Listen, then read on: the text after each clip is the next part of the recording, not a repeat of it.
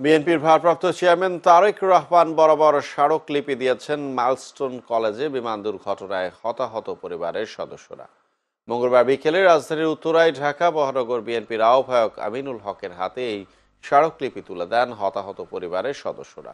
পাশাপাশি হাইকোর্ট ক্ষতিগ্রস্ত পরিবারকে ক্ষতিপূরণ দেওয়ার রায় দিলেও এখন পর্যন্ত তা বাস্তবায়ন না হওয়ায় ক্ষোভ প্রকাশ করেন তারা। এছাড়া অন্তর্বর্তী সরকারের কাছে গুরুতর আহতদের দ্রুত চিকিৎসায় প্রয়োজনীয় পদক্ষেপের দাবি জানান তারা। এ সময় বিএনপি সবসময় হতাহতদের পরিবারের পাশে রয়েছে বলে জানান আমিনুল ইসলাম। আশ্বস্ত করেন দলের পক্ষ থেকে নেওয়া হবে প্রয়োজনীয় পদক্ষেপ। অনুষ্ঠানে ঢাকা মহানগর উত্তর বিএনপির সদস্য সচিব মোস্তফা জামান সহ অন্যান্য নেতাকর্মীরা উপস্থিত ছিলেন। আমি জনাব তারেক রহমানের সাথে কথা বলবো, কথা বলে তাকে সার্বিক বিষয়গুলো আমি তাকে অবগত করব এবং অবগত করে আমি চেষ্টা করব যে হাইকোর্টের যেই রায় আপনাদের জন্য দেওয়া হয়েছে সেই রায়টা যাতে বহাল থেকে আপনাদের এই ক্ষতিগ্রস্ত পরিবারগুলোর পাশে যাতে সরকার দাঁড়ায়।